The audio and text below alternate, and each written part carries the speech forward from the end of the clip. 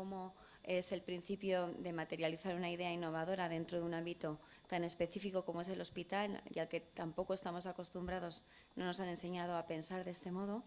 Y hemos elegido a 3 ponentes para este proceso inicial de identificación de necesidades y la puesta en marcha. Y en esta mesa me acompaña Diego Velasco Escribano, que es el director de innovación del Instituto de Investigación e Innovación del Ramón y Cajal, de IRICIS, y además actualmente es el coordinador a nivel de la Comunidad de Madrid de la plataforma ITemas, que depende del Carlos III. Te doy paso a hablar. Bueno, pues muchas gracias. Gracias a Ruth por la invitación y la verdad que enhorabuena por la iniciativa y como se decía antes, por mantenerla un año más, porque hacer cosas nuevas, ¿no? Esto es como el proceso de innovación. Tener una idea es lo sencillo, pero a partir de ahí montar todo el proceso que me lleva de la idea a tener una innovación real y tangible, pues es muy largo, muy tedioso y es donde uno pues se la juega. Así que enhorabuena. Como decías, nosotros pertenecemos a una plataforma de innovación que financia el Carlos III y tratamos de estar coordinados en cuanto a compartir casos por esto de la dificultad que tiene, ¿no? la innovación y que entraña ir despejando pues todas las dudas que tenemos, dudas en cuanto a las nuevas tecnologías que vienen, en cuanto a cómo apoyar la innovación. Somos más de 30 miembros dentro de esta plataforma y en la Comunidad de Madrid pues tenemos un grupo de trabajo donde compartimos alegrías y penas, ¿no? con esto. Y bueno, pues aceptamos encantados la invitación y no sé, si quieres presentamos a los ponentes directamente. Empezamos por Mercedes Avilés, que es responsable de innovación en otro instituto, en el Instituto de Investigación de 12 de octubre. Y bueno, ella es economista y es agente de propiedad industrial, tiene un perfil, todos los que nos dedicamos a la innovación tenemos un perfil muy mixto, porque cuanta más visión multidisciplinar tengamos, mejor. Y bueno, pues tiene más de 10 años de experiencia en gestión pública y privada de proyectos de innovación. No sé si... bueno, ella nos va a hablar de cómo materializar la idea innovadora, cómo empezar de abajo arriba, ¿no? Esto de la innovación. Y no sé, si os parece, le damos paso a ella y luego presentamos al resto y vamos poco a poco. Gracias.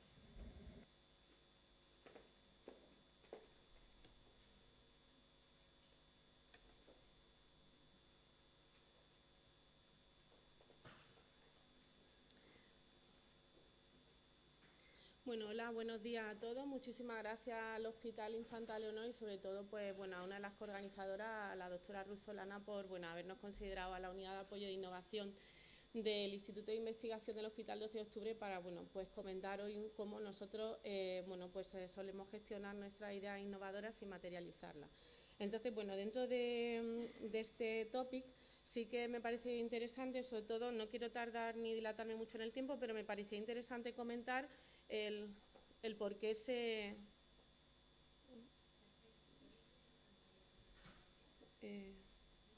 no. A ver. Sí, ahora, creo que ahora. Está claro que la informática no es lo nuestro. Me parecía importante subrayar por qué se innova en un hospital. Entonces, normalmente pues suele ser porque intentamos buscar soluciones técnicas a problemas técnicos que no hemos sido capaces de resolver hasta el momento, ¿no? Entonces, algunas de las problemáticas que nosotros, por ejemplo, no hemos encontrado en nuestro hospital, pues podría ser abordar la asistencia a los pacientes de una forma diferente, mejorar o desarrollar un nuevo instrumental quirúrgico o incluso la búsqueda de nuevos métodos de diagnóstico y de pronóstico de enfermedades. Entonces, para intentar resolver esos problemas técnicos está claro que tenemos que buscar una solución. Esa solución puede venir dentro de un entorno de innovación abierta en el que nosotros trabajamos con otra serie de stakeholders y de agentes interesados. Entonces, la idea puede venir tanto de un profesional sanitario, pues ya bien sea porque está trabajando en un proyecto de investigación de I+D+I o porque realmente en su abordaje asistencial al paciente encuentra que la clínica la práctica clínica habitual pues no se ha dado solución a un problema con el que se suele encontrar de manera también reiterada, ¿no? También tenemos, por ejemplo, a los pacientes cuando vienen a nosotros, que tenemos algún caso ya desarrollado en el Hospital 12 de Octubre, es porque, se dirigen a nosotros porque no han encontrado necesidad, no han visto resueltas necesidades por parte de la industria, y eso pues le hace incluso acudir a sus hospitales de referencia, donde de manera directa con la enfermera, incluso como en nuestro caso de un paciente ostomizado del hospital, pues se dirigió a la unidad de ostomía diciendo: tengo este problema, no he encontrado solución en la industria, entonces vengo al hospital, vengo a enfermería a ver cómo se os puede ocurrir algún tipo de solución que pueda dar respuesta a este problema. También la industria, normalmente los profesionales sanitarios, sobre todo, por ejemplo, en el ámbito de cirugía, por ejemplo, digestiva, muchísimas empresas sí que vienen a probar instrumental quirúrgico con esos profesionales sanitarios en búsqueda de una serie de mejoras que incorporar a sus productos. Esa relación con esos proveedores de productos y servicios en el hospital también fomentan que de alguna manera se puedan surgir proyectos colaborativos. Y sin duda alguna también la universidad. Realmente nosotros como instituto de investigación sí que es verdad que tenemos grupos de investigación también relacionados con la universidad, porque además somos un hospital universitario, y eso también fomenta que en el marco de esos proyectos de I+D+I se generen resultados de I+D+I que pueden derivar en productos o soluciones comercializables. Entonces, una vez que tenemos realmente esa idea o esa idea que nos deja de ser un concepto, una idea conceptual, pues hay que gestionarla, y esa gestión, como bien indica Diego, pues se hace a través de los gestores de innovación que trabajamos en las unidades de apoyo a la innovación de este instituto de investigación, que estamos y formamos parte como nodos de ITEMAS, que es la plataforma de tecnologías médicas y productos sanitarios, ¿no? Como ha dicho Diego, somos más de 30 nodos los que estamos de distintos hospitales del Sistema Nacional de Salud, y en este tiempo pues sí que es cierto que estamos evolucionando, generando muchísimos productos y servicios transferibles a la industria. ¿Cómo se gestiona esa idea? Pues una vez que tenemos el personal cualificado para dar soporte a ese personal innovador investigador, pues se gestiona a través de herramientas. Nuestra principal herramienta de trabajo no es sino el embudo de la innovación, que es el que nos va a marcar una serie de hitos y de pautas de cómo trasladar esa idea, ese algo intangible, transformarlo a lo largo de una serie de etapas en algo totalmente comercializable. De manera que cuando hablábamos, nuestro tópico era cómo materializar una idea innovadora, pues lo importante es cómo materializamos esa idea en una invención. En esa invención me voy a centrar sobre todo en lo que es más la innovación tecnológica, que no innovación en servicio, innovación asistencial o de marketing. Y sobre todo porque cuando hablamos de materializar, hablamos de transformar algo que se pueda comercializar en un momento dado, de manera que pueda repercutir en el bien del usuario final de ese producto o servicio, que no va a ser otro sino el paciente. Entonces, en este caso, aunque luego Clara nos va a instruir sobre las modalidades de protección, pues nos centraríamos sobre todo en la protección o en materializar algo tangible, esa solución innovadora en algo tangible a través de un producto o un servicio. En este caso, una patente, un modelo. Yo, por ejemplo, he cogido aquí, para el caso de la diabetes, pues para que vean las distintas opciones que nos presentan esos derechos de IP. Puede ser tanto un producto, por ejemplo, pues en este caso a base de aguamiel para su uso en el control de personas en glucosa con diabetes. Puede ser un proceso, en este caso un método para el tratamiento de diabetes, hipoglucemia o hiperglucemia, o incluso podemos hablar de un producto y un proceso, ¿no? Un producto útil para recuperar y mantener niveles de glucosa, y un procedimiento para obtener ese producto y esa composición. Es decir, que la manera en la que nosotros podemos traducir esa idea innovadora puede repercutir o puede materializarse en un producto, en un proceso, incluso en un producto o proceso conjuntamente, ¿no?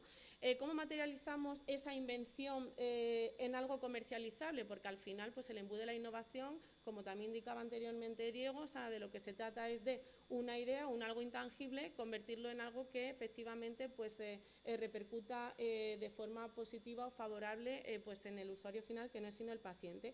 En nuestro caso, nosotros solemos utilizar estos dos canales de comercialización, que suele ser o bien la creación de una spin-off o bien licencias de esos productos o servicios a terceros.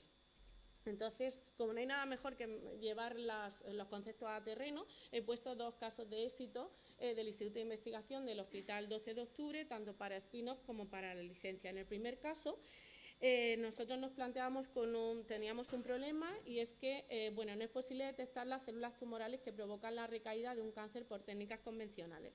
De manera que el grupo de hematología translacional del Instituto de Investigación propuso como solución un método de prueba capaz de detectar una célula cancerosa entre 100.000 células.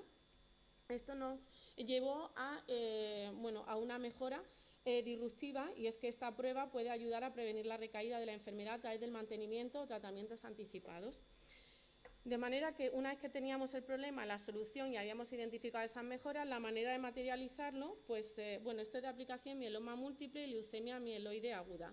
Pues se hizo a través de una patente, se generó una patente del Instituto de Investigación que se protegió a nivel europeo como patente europea, porque realmente la proyección del mercado pues era sumamente interesante, de manera que esto pues derivó en ese interés de los investigadores de convertirse en emprendedores, y entonces se ha creado una spin-off donde pues el conocimiento viene generado por ese grupo de investigación del instituto, y donde la fundación, que es la Fundación para la Investigación del Instituto de Investigación Sanitaria, que es la que tiene la encomienda de gestión del SERMAS para gestionar los derechos de propiedad industrial del Hospital 12 de Octubre, en nuestro caso, pues decidió participar en la constitución de la empresa con una aportación del 5% al capital social. De manera que nuestro modelo de transferencia y nuestro modelo de negocio en este caso ha sido licenciar la patente a una empresa que ha sido constituida por estos investigadores principales, una empresa llamada Altum Sequencing, que es la licenciataria de esos derechos de IP que ha sido generado por esos propios investigadores en el marco del Instituto de Investigación. Y ahora mismo pues esa patente está validada en varios mercados de la Unión Europea, como por ejemplo Francia, pues Alemania, también en Suiza y además de España también, incluido el Reino Unido. Y esta empresa, pues como el core business gira en torno a esta patente, está claro que pues siguen trabajando también desde el propio grupo de investigación para generar una familia de patentes en torno a las cuales seguir ofreciendo un servicio al mercado. En el caso de nuestra experiencia en comercialización a través de licencia, pues aquí tenemos que nuestro problema es que la leche humana es un alimento idóneo hasta los 6 primeros meses de vida, sobre todo para los neonatos, pero no siempre se dispone de leche de la propia madre. En este caso, pues la OMS pues recomienda la alimentación de esos neonatos prematuros con leche donada humana. Esa leche se mantiene en unos bancos de leche. En el caso del Hospital 12 de Octubre, el banco de leche pues está ubicado en el materno infantil. Pero esto tiene un problema, la gestión de esta leche donada humana, y es sobre todo en relación a la recogida, almacenamiento y procesamiento. ¿Por qué? Pues porque se trata de un fluido no estéril que puede conllevar la transmisión de bacterias y virus patógenos, con lo cual no estaríamos arreglando nada si lo que nosotros pretendemos es mejorar de alguna manera pues esa calidad de vida durante esos primeros 6 meses de estos neonatos prematuros. De manera que se propuso una solución desde el Servicio de Neonatología del Hospital 12 de Octubre, que fue crear un pasteurizador continuo para leche humana que permite eliminar estos microorganismos en la leche y mejorar la calidad inmunológica y nutricional de la misma. En este sentido, pues claro, nosotros para poder materializar esta idea necesitábamos tener un derecho en exclusiva que de alguna manera poder ofrecer a la industria para garantizar una explotación comercial de ese pasteurizador. Así que haciendo una búsqueda del estado del arte, pues sí que es verdad que encontramos que ya existían pasteurizadores de flujo continuo para tratamiento de pequeñas cantidades de comida líquida, y también nos encontramos con otro pasteurizador de flujo continuo. Sin embargo, la única relación directa que tenían estos pasteurizadores previos que ya existían en el estado de la técnica con respecto a nuestra solución innovadora era simplemente que eran pasteurizadores, o sea, lo que era en sí el aparato, o sea, lo que era la composición en sí de un pasteurizador, que no hay mucha distinción entre uno y otros, porque todos en principio tienen la misma función, pero la diferencia radical de nuestra solución estaba sobre todo en las temperaturas a las que se realizaba la pasteurización de la leche. En este sentido, pues nosotros, viendo las posibilidades que teníamos de que esta solución innovadora fuera adelante en función de los resultados de los informes de búsqueda europeos e internacionales, los procedimientos de gestión de patentes, decidimos crear pues un grupo de trabajo que estaba liderado por el Instituto de Investigación, y decidimos apoyarnos también en la industria. ¿Y qué mejor manera de garantizar la transferencia de esta solución innovadora al mercado, es decir, de materializar esa solución, que incorporando a la industria desde el primer momento en nuestra solicitud de patente, porque es la única manera que tenemos de garantizar que efectivamente ese producto llegará a buen puerto. De manera que aquí nos apoyamos en Proviser, que era una empresa, una spin-off de la Universidad Complutense de Madrid especializada en probióticos, y en Cibe Fluid System, que es una empresa que se dedica al suministro industrial para el sector fundamentalmente agroalimentario. Como bien he dicho, nuestra solución innovadora sí que es verdad que cumplía los requisitos que exigen la oficina de novedad y de actividad inventiva, así como de aplicación industrial, y todo esto a la vista del estado del arte, que era favorable a nuestra invención, pues decidimos también ante la proyección precisamente internacional, sobre todo en los bancos de leche humana, no solamente en la Unión Europea, sino en otros países, pues proteger no solamente a nivel nacional, sino también pues a nivel internacional a través de una PCT, y luego entrar en distintos países que nosotros consideramos de interés y que han sido consensuados con Cibefluid, que es la empresa que actualmente va a llevar a cabo la comercialización de este producto. Y aquí se consideró que no solamente la Unión Europea, sino Brasil, Perú y Colombia son países donde probablemente ese pasteurizador pues tenga más potencial de explotación. De manera que dentro de nuestro embudo de la innovación, una vez que vimos que la idea era favorable, que podíamos protegerla como patente, pues en este caso, como estábamos hablando de un producto, era necesario hacer un desarrollo.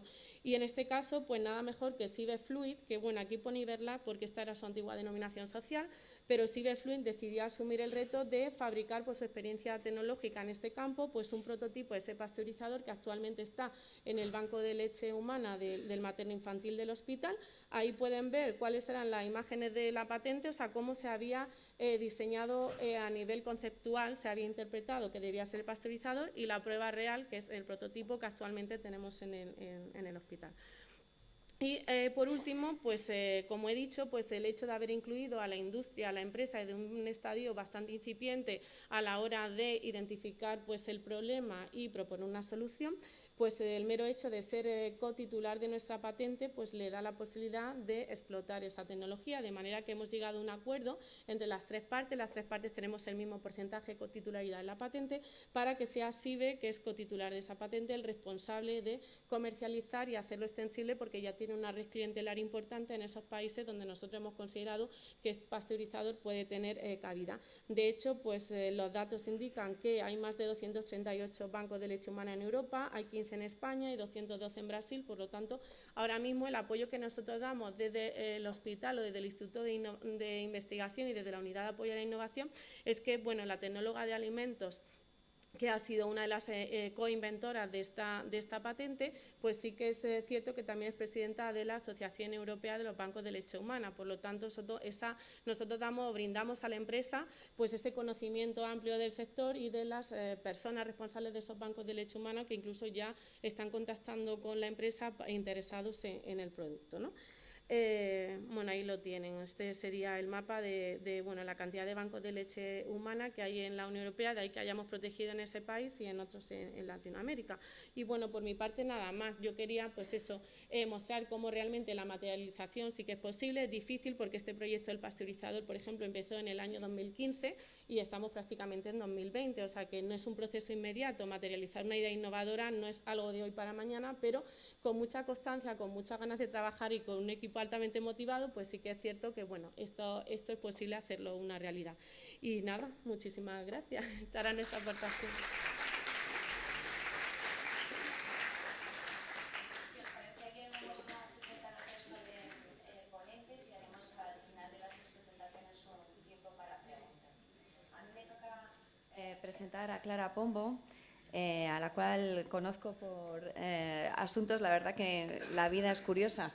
Nos conocimos en el colegio de nuestros hijos, pero al final, hablando de diferentes cosas, encontramos afinidades comunes, y siempre ha sido un placer encontrarnos en diferentes eventos, sobre todo porque sé que ella tiene especial interés y pasión por el mundo de la innovación en salud. Ella es abogada, hizo su carrera en la Universidad Complutense y completó su formación en universidades de Nueva York y también en el MIT. Y actualmente lleva 18 años trabajando en el mundo de la propiedad intelectual en una empresa que se llama Clark Modet, que es una empresa internacional pero de origen español. Corrígeme si me equivoco, aunque el nombre lleva el error, pero originalmente es española. Y también ha sido presidenta del MIT Enterprise Forum, donde ha compartido también experiencia con el ámbito empresa y el desarrollo de la innovación. Le cedo la palabra.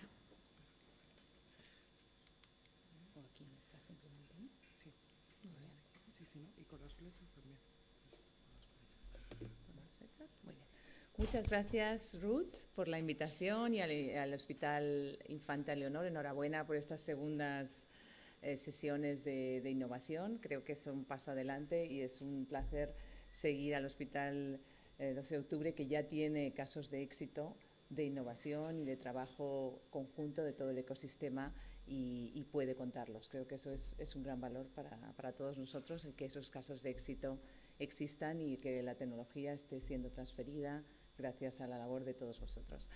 Mi presentación hoy va a estar más basada en, primero, analizar un poco los tipos de figuras que hay dentro de la propiedad industrial. Están las patentes, que son muy relevantes, pero también hay otro tipo de figuras que en hospitales y centros sanitarios pueden tener mucha cabida. Voy a hablar un poco de la innovación abierta y de las tendencias alrededor de la tecnología que están afectando a todo el área de health, y finalmente hablaré de algunos casos de éxito también. ¿Cómo proteger una idea, ¿no? El tema principal de la sesión de hoy era cómo protegemos una idea innovadora.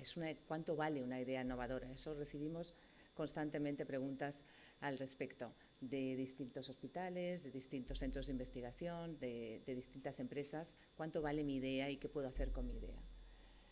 Realmente las ideas en sí no valen nada. Grandes ideas no han llegado a convertirse nunca en nada productivo si no han llegado al mercado. La importancia de las ideas es poder materializarlas y poder primero analizar si son novedosas, si tienen altura inventiva, si tienen una aplicabilidad industrial, y poder ver que esas ideas se hayan transferido al mercado. Y en eso España está un poquito a la cola de países europeos o países desarrollados como Estados Unidos, en cuanto a que hay mucha investigación y una investigación de calidad, pero la investigación no acaba de llegar al mercado por medio de productos.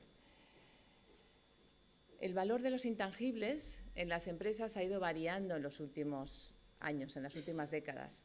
Ha pasado un 40%, ahora ya estamos hablando casi de niveles del 90%. Es decir, la parte intangible de las empresas es la parte que más valor tiene, y eso incluye, por supuesto, el portfolio de patentes, pero también el secreto industrial, también los modelos de utilidad, todo el conocimiento, el know-how que existen dentro de las empresas y que puede estar siendo digno de protección de distintas maneras. Vamos a empezar con la patente. La patente tiene una duración de 20 años y, como decía antes, es, digamos, que el nivel más alto de protección que puede tener una invención. Pero para ello hay que pasar distintas barreras para conseguir que se te conceda una patente. Sobre todo también lo que recomendamos, como comentaba anteriormente, son que se trate de solicitar una patente europea, primero porque el examen es un examen de alta calidad y además, teniendo una patente europea, luego se puede tener una extensión a distintos territorios. La patente tiene una duración de 20 años. En el caso de las farmacéuticas puede solicitarse extensión de patentes por 5 años más. Y los requisitos son la novedad, que significa que tiene que, al hacerse un informe de búsqueda, no haya en ningún otro sitio algo parecido, y eso también, de nuevo, se puede argumentar con los examinadores. La altura inventiva, que es la parte más compleja y que está ligada a lo que consideraría un experto en la materia. Y, por último, la aplicabilidad industrial.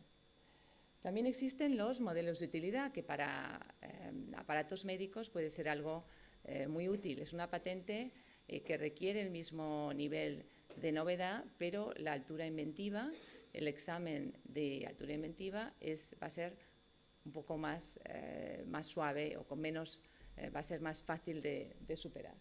Y tiene, por supuesto, también un requisito de aplicabilidad industrial, pero también es más bajo. El modelo industrial, que se consideraría como una patente reducida, una patente de menos nivel, tiene un coste más bajo y también una duración menor en el tiempo.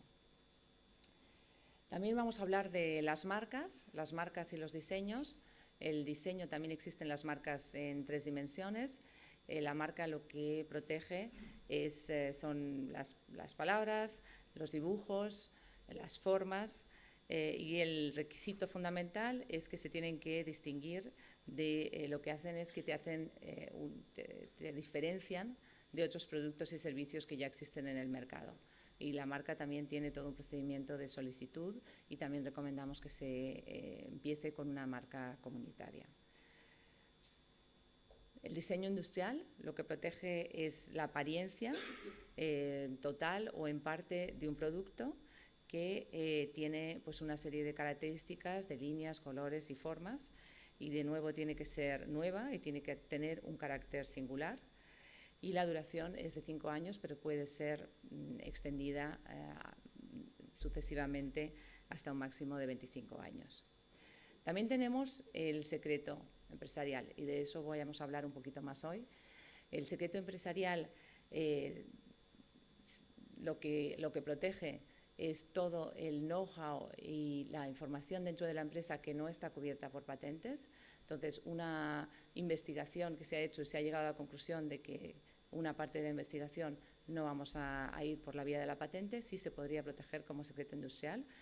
Tiene que ser secreto, tiene que tener un valor comercial y se tienen que haber tomado medidas razonables para protegerlo y para comunicarlo internamente. Es decir, un secreto no es un secreto si el personal que está en contacto con esos secretos y con esa información no sabe que es un secreto y si no hay unas medidas técnicas y jurídicas internamente dentro de la empresa para que todo el mundo, de confidencialidad y de control, todo el mundo esté informado de lo que significa secreto o no. Tiene un valor muy alto porque el secreto empresarial también puede ser licenciado, igual que una patente, a terceros y cada vez está teniendo más valor también en juicios, pues también desde el punto de vista de protección de la información, pero también desde el punto de vista de licenciar y generar unos ingresos adicionales por esta información. La fórmula de la Coca-Cola, por ejemplo, es el caso más famoso de secreto empresarial. En el proceso de innovación, dentro de un proceso de la creación de una idea y hasta la llevada de esa idea al mercado, digamos que la primera parte es la creación de la idea, ¿no? Es nuevo. ¿Qué están haciendo mis competidores? ¿Con quién debería colaborar? ¿Es algo que tengo que hacer yo internamente porque es mi expertise? ¿O por qué no colaboro y hago un partnership con otra institución investigadora o con un tercero? Y para eso hay que tener un observatorio tecnológico que te está identificando las tendencias y los líderes de esa determinada innovación.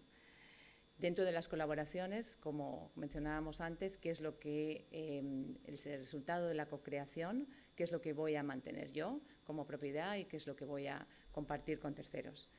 Una segunda fase ya se decide cuáles son los assets que hemos generado, cómo los voy a proteger, cuándo y dónde, territorialmente, en qué países tiene más sentido proteger, cuáles van a ser los costes y, de nuevo, cuál es el riesgo que tengo por proteger esta patente de infringir una patente de terceros que ya esté en el mercado de otra empresa o cuáles son los revenues que me va a generar esta patente. La explotación sería la siguiente fase.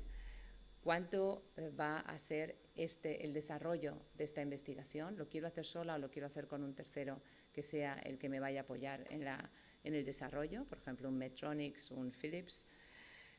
¿Cómo lo voy a monetizar? Lo voy a monetizar mediante un acuerdo de licencia, un acuerdo de venta. ¿Qué tipo de acuerdos voy a tener para monetizar la innovación? ¿A qué mercados debería ir? Y quién puede estar interesado en esta innovación. Tiene sentido tener un centro de transferencia tecnológica internamente que me ayude también a decidir cuáles son los mejores potenciales socios con los que voy a trabajar.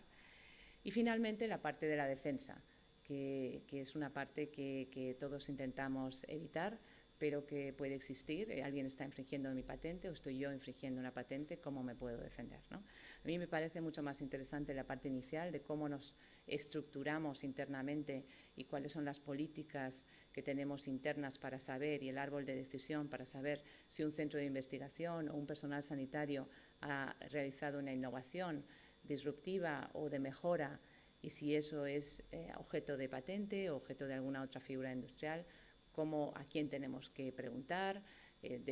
Una vez decidida esa solución, qué es lo que vamos a hacer, qué coste tiene, qué potencial retorno, ese, digamos, business case del proyecto. Creo que es la parte que es más interesante para estas jornadas. La gestión de la propiedad industrial e intelectual dentro de unos hospitales, digamos que la fase o la ronda y las fases por las que tenemos que pasar.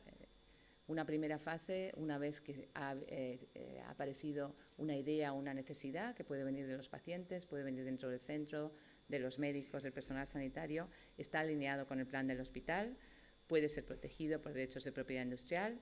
¿Cuál es el grado de innovación? ¿Es una innovación que realmente se puede proteger o no? ¿En qué fase de desarrollo se encuentra? ¿Qué mercado se puede comercializar? Y la ventaja competitiva que me da tener esta innovación en el mercado. Digamos que la ventaja de tener estos productos en el mercado es muy valiosa cuando la ejecución de la idea está relacionada con la mejora de la vida del paciente o la mejora de una solución que puede servir para nuestro hospital o para poder licenciarlo para terceros y expandirlo, como estamos hablando anteriormente. Entonces, hay que demostrar esa ventaja competitiva, esa novedad, poner una estrategia y definir los objetivos que tenemos, además del budget que vamos a tener para invertir en propiedad industrial durante el año. El ciclo de gestión de la propiedad industrial, entonces, como resumen, comienza con la generación de la invención, se mantiene en secreto, se comunica al servicio de gestión de innovación dentro del hospital, se hace una valoración sobre si es algo que debería protegerse o algo que ya existe y es más interesante tener una licencia con alguien del exterior. Si no se quiere proteger, entonces se puede divulgar. Yo sé que hay mucha tendencia y mucho interés dentro de los médicos y de los investigadores de divulgar, pero hay que tener en cuenta que es muy importante mantener el secreto hasta que se ha decidido si algo es patentable o no, porque incluso divulgarlo en una conferencia interna o en una página web del hospital ya perdería esa novedad.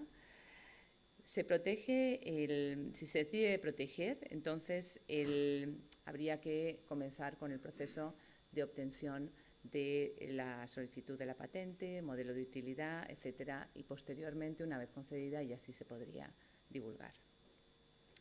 Las invenciones incluyen una solución técnica y práctica a un problema. La patente lo que te da es un derecho exclusivo a comercializar y a divulgar, digamos, los resultados de esta patente. El problema con la falta de divulgación puede llegar un tercero y pedir una licencia para poder poner ese producto en el mercado si al final esa patente no está puesta en unos productos.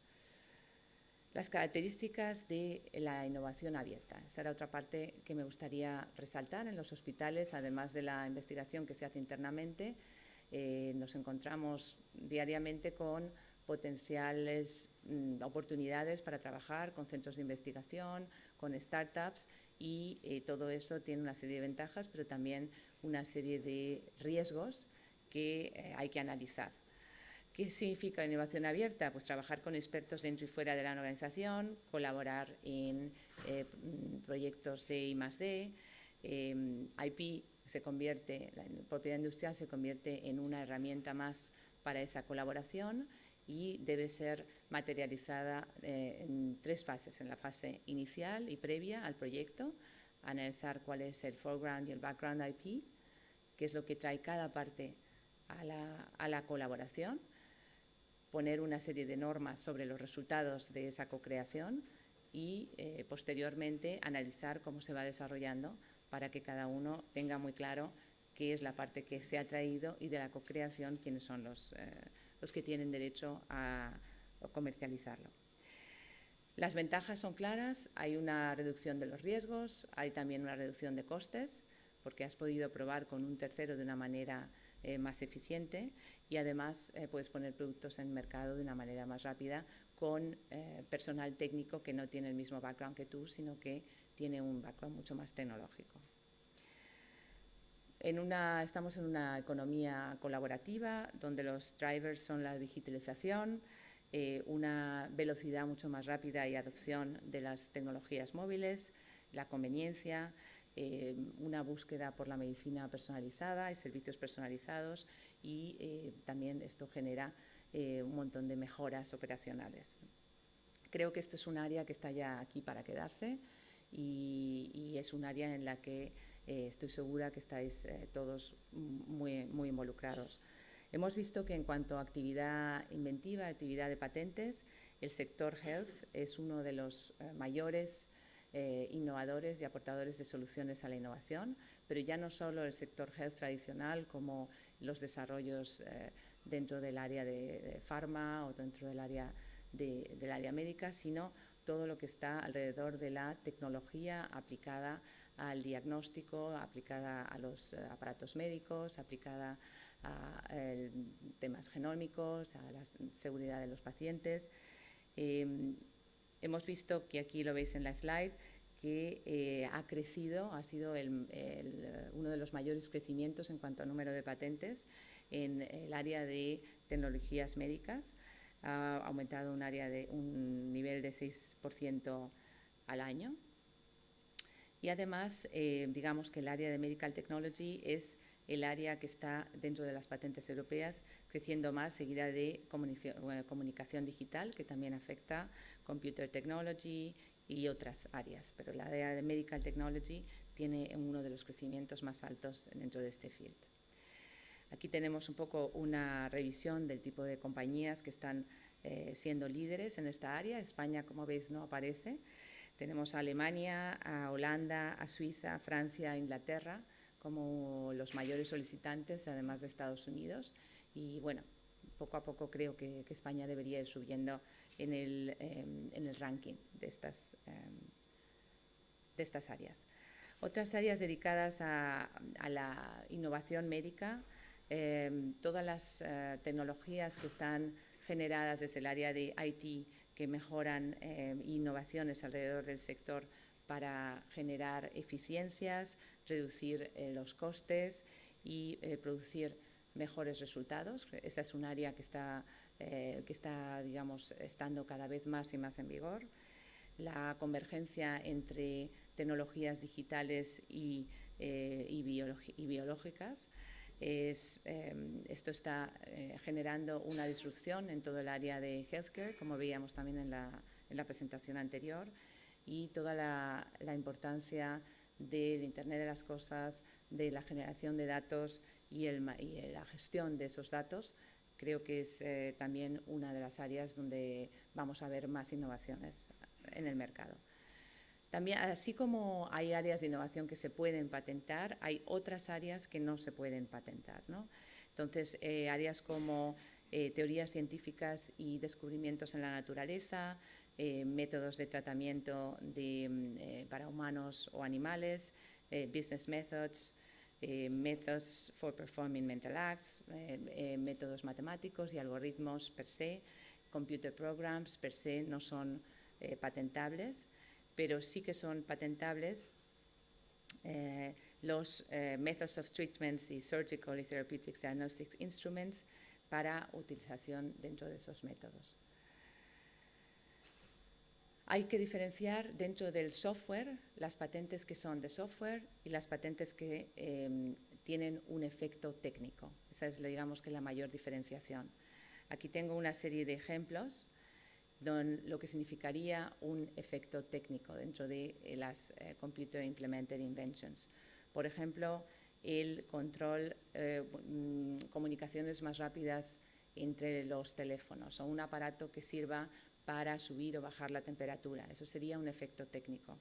Un algoritmo o unos métodos, unas fórmulas matemáticas, etcétera, eso no se podría patentar como patente, pero sí que podría ser un secreto industrial, que es el área en la que creo que tenemos que enfocarnos un poco más, además de las patentes, en tener una política de secreto internamente para proteger todas las áreas que no están protegidas como patentes.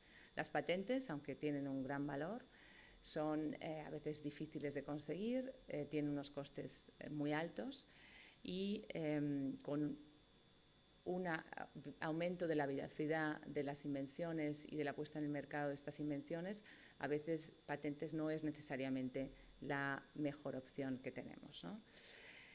Como habíamos dicho, dentro de la innovación abierta tenemos la posibilidad de hacer, por un lado, in-licensing de tecnologías que vienen de terceros y, por otro lado, también spin-offs o out-licensing de tecnologías que tenemos nosotros y que podemos hacer la licencia hacia terceros. Un poco un resumen de las distintas áreas de las que hemos hablado. Por un lado tenemos las patentes, las trademarks, las marcas, copyright, trade secret, los derechos de las database y el diseño. Todas ellas son fórmulas que se pueden utilizar, a veces de manera conjunta y de manera separada, y es importante identificar para cada caso cuál es la que tiene más sentido aplicar, ¿no? En cuanto a los trade secrets, secreto industrial, creo que es importante porque más y más las organizaciones van a tener áreas que son muy relevantes mantener en secreto y no necesariamente por una patente. Por un lado, el área de I+D+I, los algoritmos, los procesos, las technical specifications que no necesariamente tengan, o sea, sí hayan sido objeto de patentes. En operaciones también las bases de datos, las listas de componentes, los modelos estadísticos, también marketing y sales, la parte financiera, parte administrativa. Todas estas áreas pueden ser susceptibles de protección por secreto industrial. Los requisitos para el secreto es, número uno, que se mantenga en secreto, como su propio nombre indica. Por otro lado, que tengan un valor económico. Cualquier información, no solamente las informaciones que nos den una ventaja competitiva y un valor económico. Y por otro, que se hayan tomado las medidas adecuadas para mantenerla en secreto. Y eso envuelve a toda la organización, por un lado recursos humanos, por otro lado IT y por otro lado los centros de investigación. Todos tienen que estar involucrados en este conocimiento holístico de identificación de lo que es secreto industrial dentro de una compañía y, por otro lado, las medidas que se han tomado para que se mantenga en secreto. Tiene toda una política y una gestión del secreto, pero yo creo que con esta slide ya vamos a terminar. Hay una serie de tendencias que están llegando ya para quedarse en el área de e-health, como son el teleservice, mobile health, data analytics, digital health systems. Tiene distintas aplicaciones como la consulta remota, las apps médicas, Genomic and Drug Discovery, Medical Data. Todas ellas están facilitadas por unas tecnologías que no son las tecnologías tradicionales, como pueden ser wearables, Internet of Things, Predictive Analytics, Cloud Computing, 5G, Big Data, inteligencia artificial. Todas ellas a lo mejor no es el core del del tipo de profesional que existe dentro de los hospitales, pero son tecnologías que van a facilitar la vida de los pacientes y facilitar la vida de todo el personal y es muy importante estar en contacto con ellas. Inteligencia artificial, sensing, biosensors, y solamente quería terminar con una slide en la que veis que el sector de Gene Therapy, los hospitales del futuro. Quería dejaros con esta slide. Aquí tenemos un dibujo de todas las startups que están actualmente trabajando en tecnologías médicas. Hay nuevos fondos que se han creado solamente para apoyar a estas startups y ahora lo importante es que haya una conexión entre las startups, los centros de investigación, las empresas comerciales y los hospitales para que todas estas innovaciones puedan llegar al final a los pacientes. Ejemplos de casos de éxito: hemos trabajado con la Fundación Jiménez Díaz para hacer toda su política de gestión de la propiedad industrial, también con Merck en unas pruebas de concepto, de tratamiento de pacientes, Bayer, AstraZeneca. Trabajamos muy de cerca con grandes farmacéuticas para el desarrollo de sus innovaciones y también con startups como por ejemplo Medlumix, que son una startup de aparatos médicos y para acercar sus innovaciones al mercado y que puedan trabajar también con todos vosotros. Y en cuanto a última nota, en cuanto al tema de la propiedad industrial, creo que lo más importante es que haya una política interna para saber cómo funciona y cómo tiene que funcionar, y que se puedan identificar las grandes ideas, que pueden ser mejoras, y también pueden ser disruptivas o pueden ser mejoras, y que haya un proceso interno para saber esas ideas si son objeto de protección, como patente, como secreto industrial, como poder de utilidad, o que se decida si lo que hay que hacer es buscar un tercero que sea experto en el mercado para asociarse con ellos y tener y moverse mucho más proactivamente en este entorno colaborativo. Muchas gracias.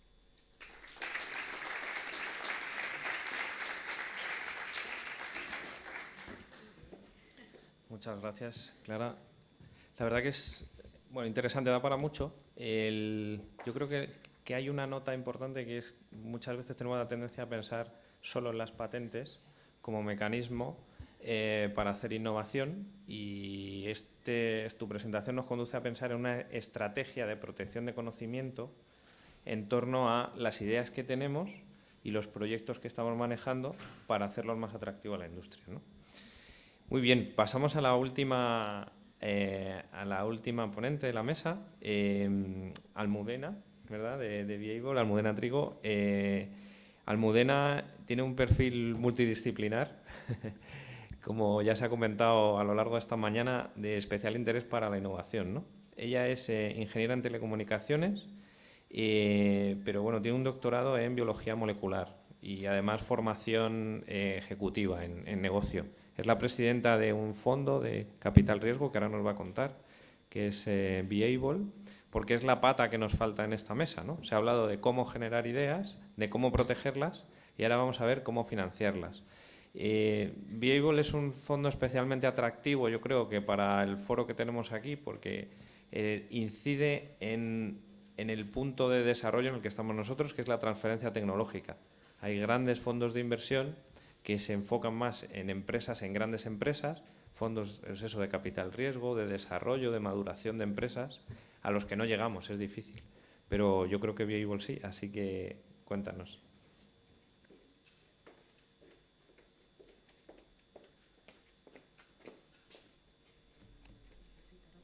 No, gracias. Es este, ¿no? Vale. Bueno, pues buenos días y muchas gracias por la invitación. Es un verdadero placer estar aquí porque yo me dedico a estar con gente que desarrolla tecnologías como vosotros, entiendo, y hacer que esas tecnologías lleguen a ser algo. Entonces, llega una parte ardua, ¿no? La financiación. Ha habido mucha gente que ha ido saliendo, ¿no? A medida que llegaba financiación, pero es una parte necesaria.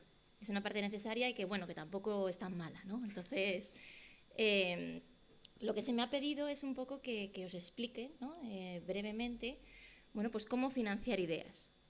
Entonces, a mí hay una cosa que siempre me ha hecho mucha gracia, y es que cuando hemos firmado una inversión o algo, siempre dice, bueno, ya nos hemos casado, ¿no? Cuando firmas una inversión con alguien. Entonces, el concepto de casarse, ¿no? O sea, muchos de vosotros también, a lo mejor, si no habéis firmado una inversión, muchos tendréis una hipoteca. Y no sé si vosotros, cuando habéis firmado la hipoteca, habéis dicho, bueno, pues nada, ya nos hemos casado con el banco, ¿no? Bueno, pues va a ser una de las relaciones más estables y longevas que vais a tener en vuestra vida, ¿no? Entonces, yo quería basarme en este concepto de llegar a casarnos, ¿no? En el sentido más amplio, ¿no? Que eso es un paso bastante al final, ¿no? Porque al principio, lo primero que hay que hacer es empezar a ver qué perfil es el que te va gustando a ti, ¿no?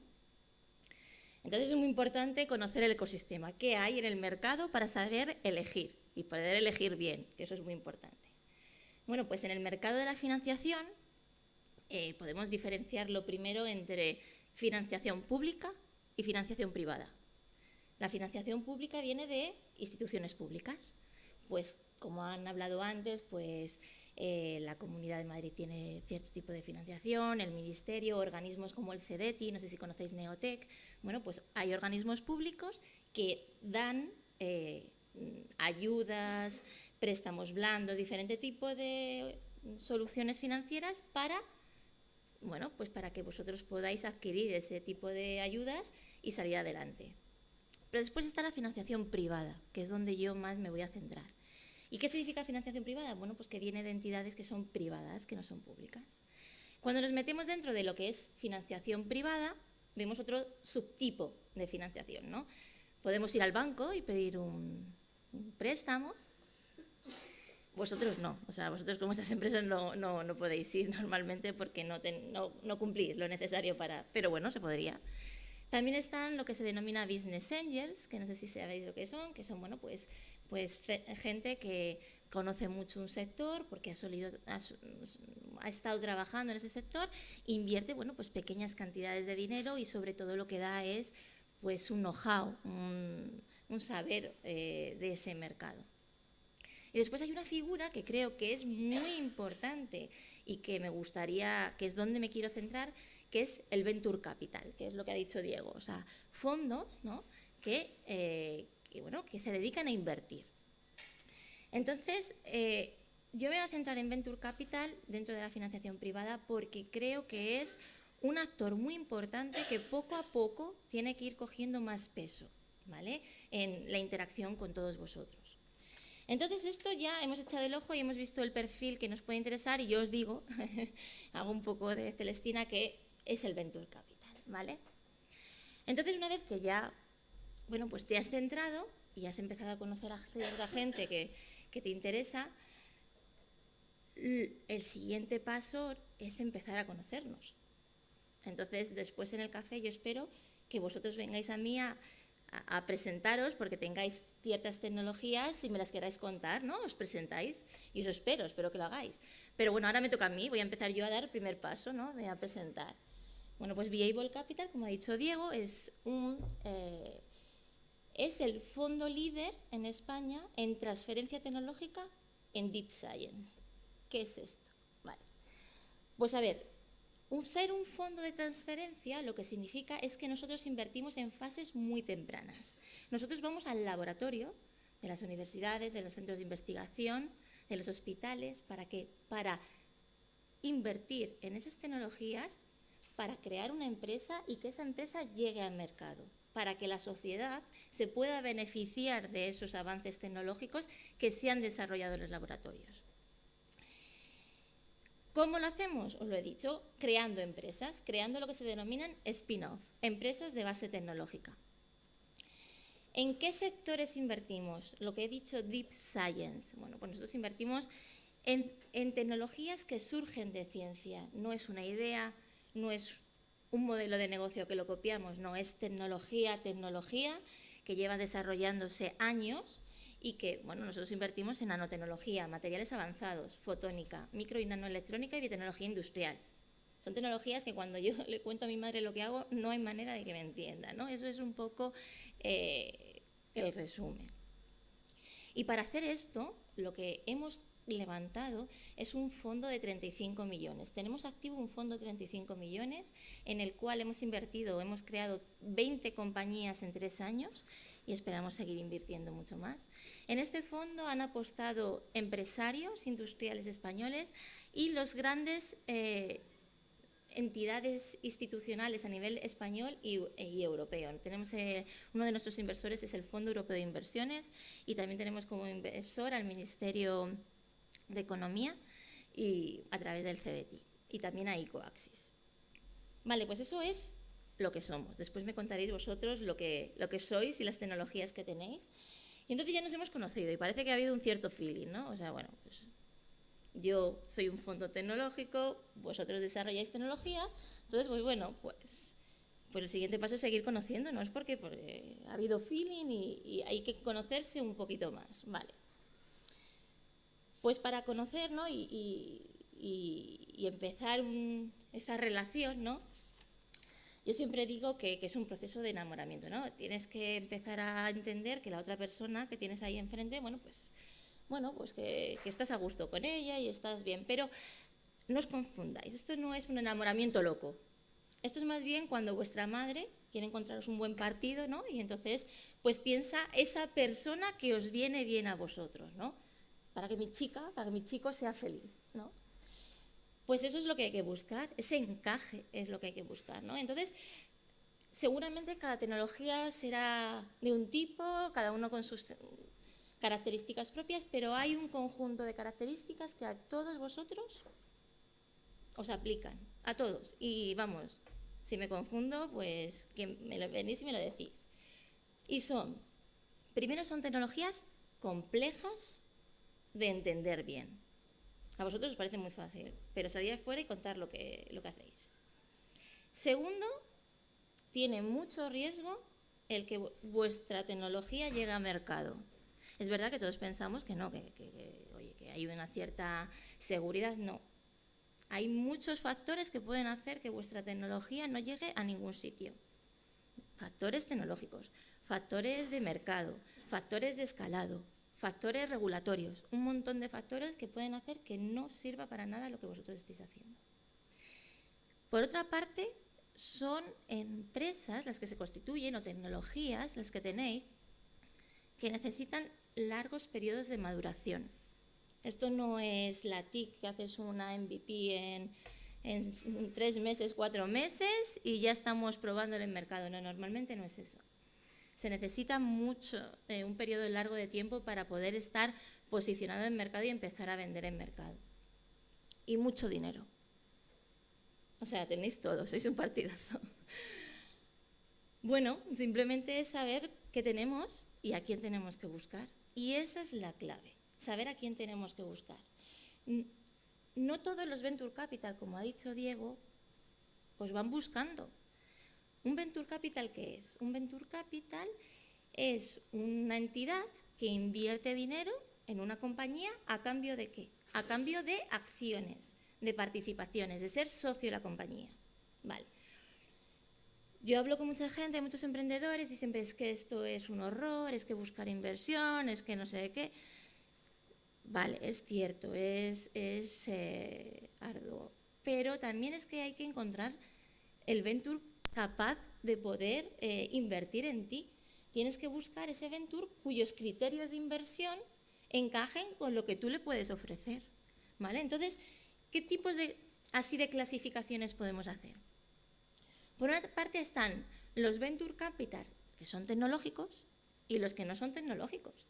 Si vais a un venture que no es tecnológico, no van a invertir en vosotros, por mucho que les parezca súper bien, que socialmente está fenomenal, que hace falta, que tal, pero no tenéis ninguna posibilidad, ¿vale?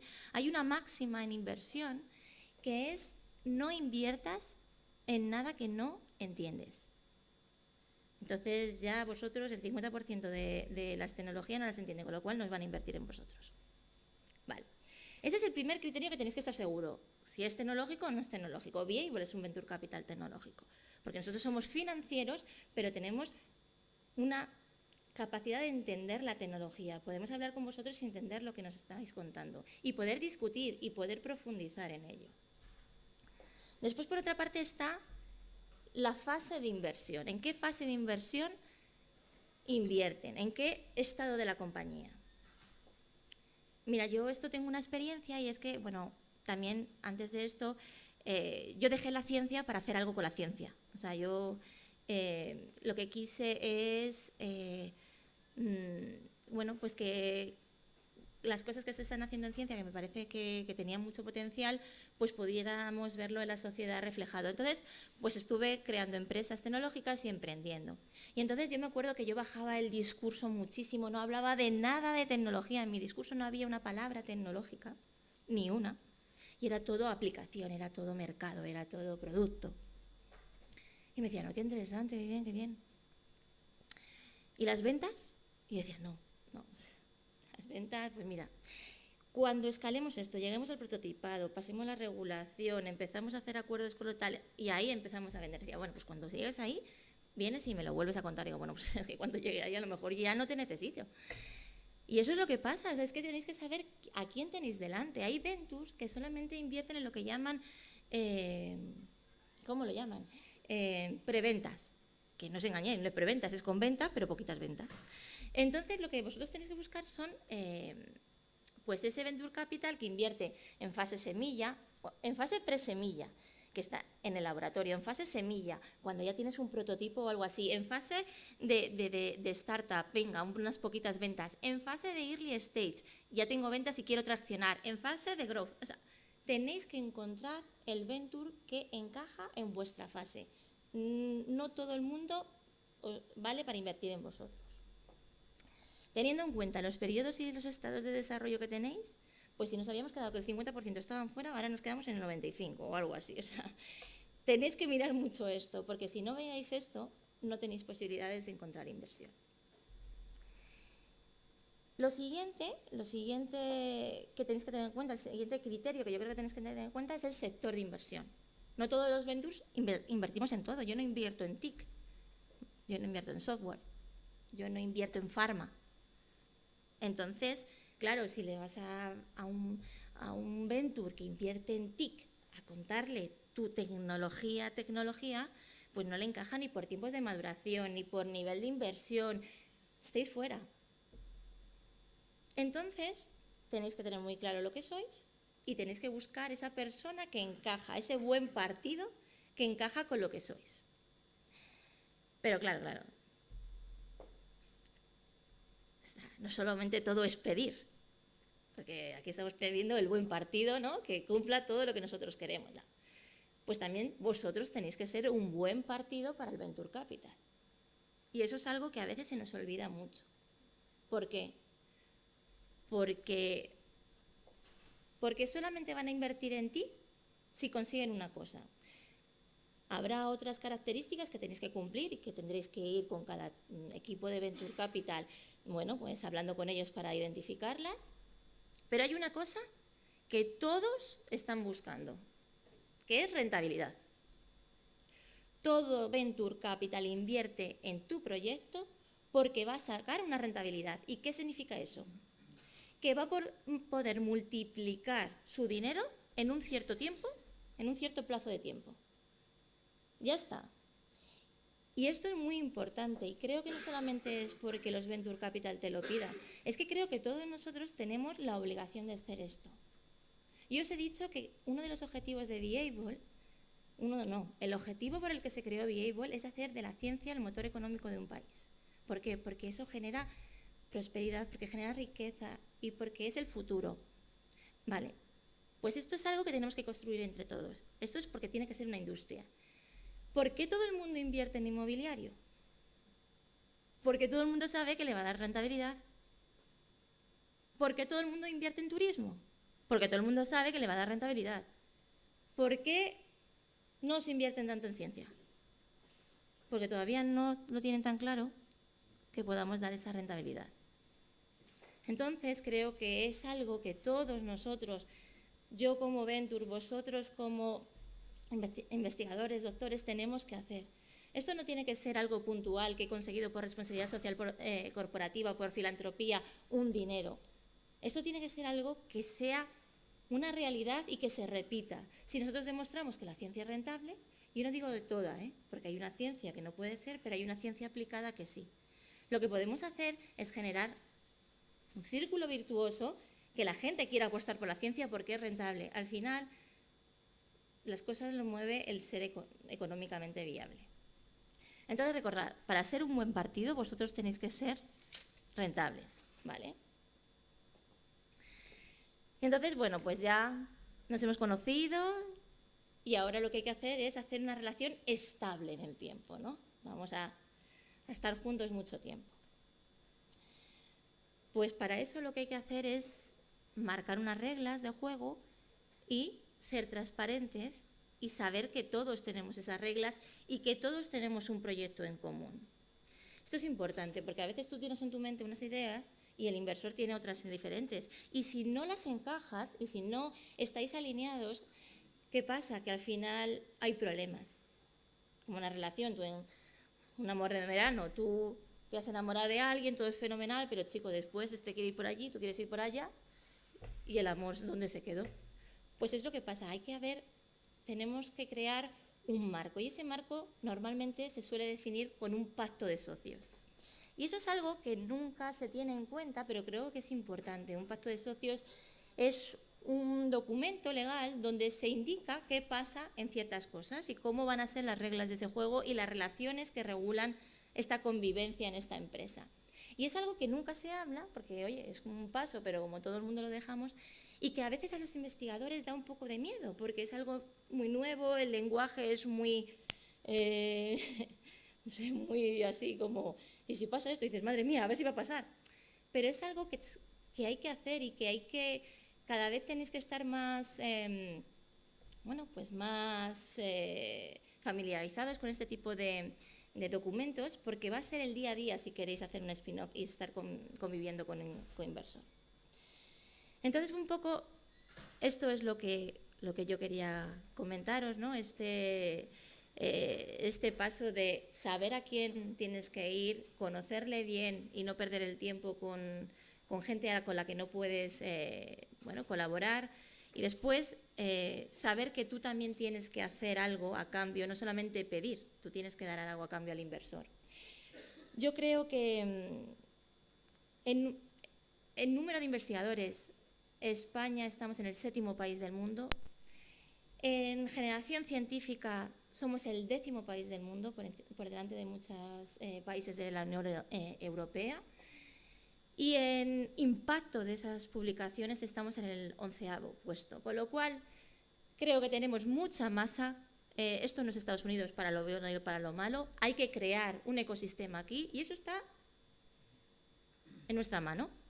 Así que nada, os invito que bueno, estas jornadas sirvan para, bueno, para dar un paso, para que os acerquéis y que podáis preguntarnos todas las dudas que tengáis y bueno, si podemos resolverlas, pues estaremos encantadas. Muchísimas gracias.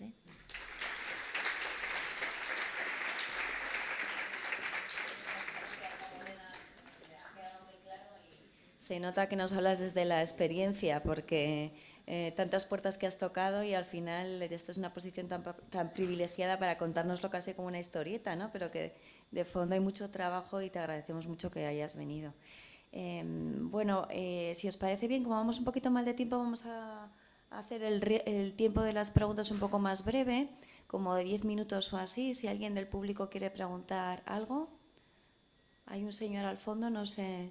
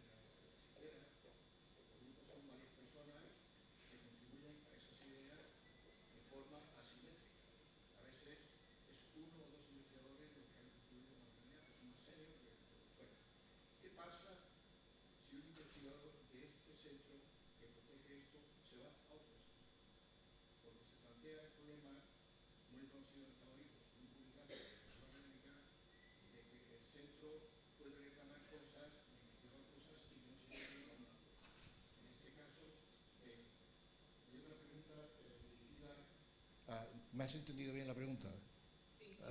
Sí, y otra pregunta para no extender mucho tiempo. En el caso de Mercedes, cuando la patente se confirma con una industria, aunque se genere en el centro por las necesidades que fueran, ¿cómo se reparten los beneficios? Porque yo sé cómo se reparten cuando es la persona del centro la que es autora de la patente y cómo se reparte todo esto, las personas del centro. Pero cuando la industria viene como coautora o corresponsable o copartícipe, ¿cómo se reparte eso? ¿Vale? Gracias. Muy bien. Si quieres empiezo yo. La primera pregunta, si lo he entendido bien, ha sido cuando hay una innovación donde han participado 2 investigadores y uno de ellos se va a otro centro y sigue con esa línea de investigación. Claro. Y luego, ¿cómo se gestiona eso? Bien, buena pregunta. Vamos a ver, las innovaciones que pueden tener 1 o 2 o varios investigadores, normalmente se recomienda que no sean más de 2, pertenecen, una vez que se ha hecho la solicitud de la patente, pertenecen a la empresa en la que estaba trabajando, ya sea una farma o sea un centro de investigación, con lo cual el conocimiento de la innovación se tiene que quedar en el centro iniciar.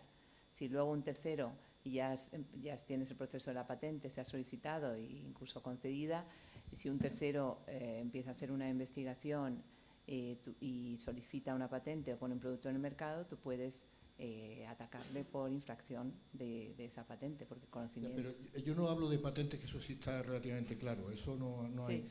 Hablo cuando son ideas secretas que están en innovación, pero todavía no se han traducido en patente. De acuerdo, la y parte ocurre del este secreto. split, ¿no? De acuerdo. Entonces, Esto es. la parte del secreto, si tú has tomado las medidas adecuadas para que eso fuera secreto y los investigadores que están trabajando en ello saben que es secreto, y también se ha puesto una serie de medidas, tanto técnicas como jurídicas internamente, para definir eso como secreto. Si un tercero se va a otro lado y empieza o monta algo con esa idea de una investigación, tú puedes llevarlo el tema a juicio, y la prueba del secreto se puede presentar, es válida ante juicio, que tú lo tenías eso protegido como secreto, por tanto era tuyo. No sé si has… En mi caso, me voy a remitir precisamente a la patente que tenemos en cotitularidad con estas dos empresas.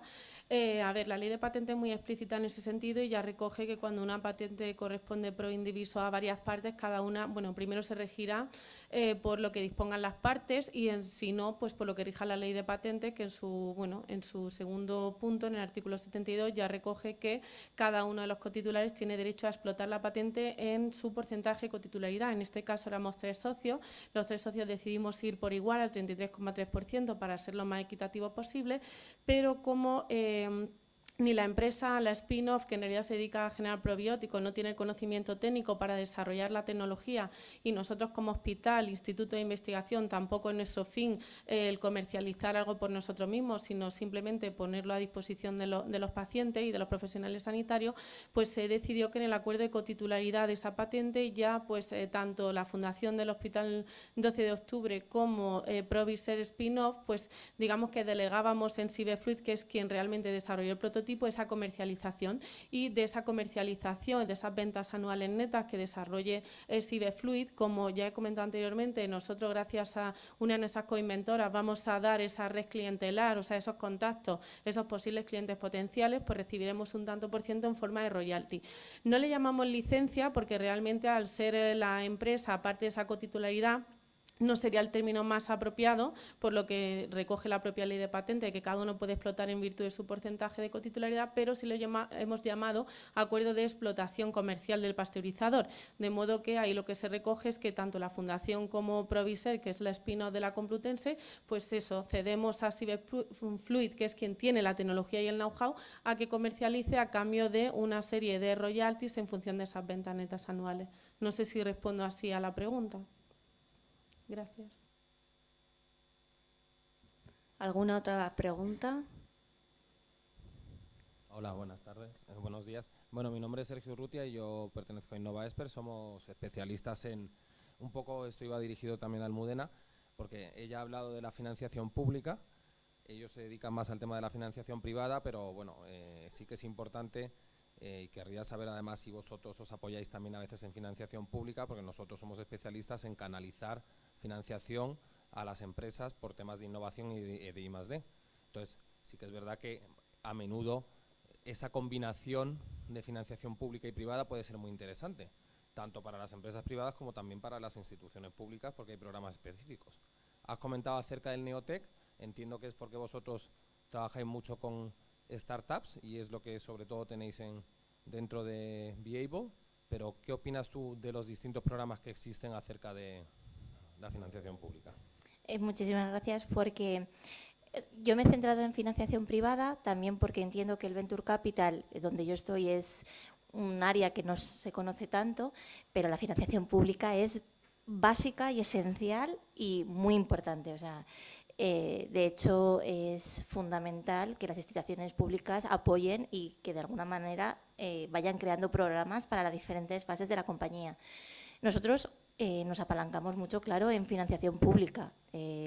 Todas nuestras compañías tienen un porcentaje de de financiación pública obtenida de diferentes tipos y de financiación privada. Eso quiero dejarlo claro, es muy importante. Empresas como la tuya es súper importante que existan porque creo que ayudan a las empresas, a las startups, a saber cómo presentarlo. O sea, no solamente creo, tú me corriges si no, no es solamente tener un buen proyecto, sino saber cómo tienes que presentarlo a cada tipo de convocatoria y cómo orientarlo para poder llegar a su fin. Entonces, colaboramos con mucho tipo.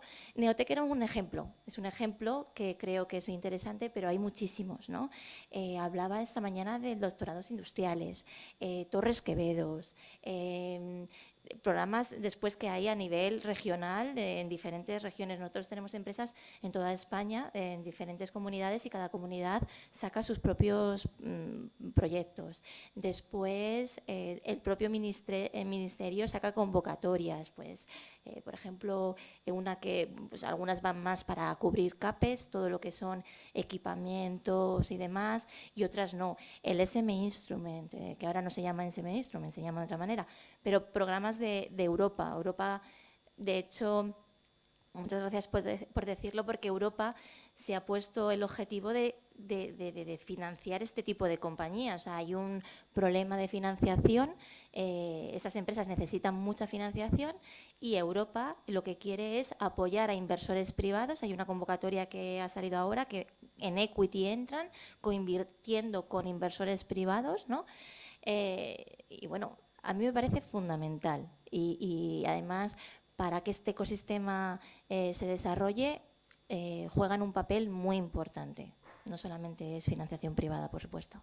Sí, de hecho, además, es cierto que Europa, España es uno de los países que más financiación recibe de Europa, por la sencilla razón de que es de los países que más propuestas presenta. Es decir, que estamos en un país que tiene un ecosistema también innovador, y cuando hablas del SM Instrument, que ahora se llama programa acelerador, es cierto que además ahora incluye la posibilidad de cofinanciar a través canalizado de la Comisión Europea, cofinanciar con Venture Capital, cosa que antes, hasta septiembre, solo era con financiación pública. Y al final el poder se mantiene la financiación pública, pero al final ese apoyo también de la financiación privada es una fórmula que funciona muy bien. Gracias. Vamos a hacer una última pregunta para cerrar. Yo quería exponeros,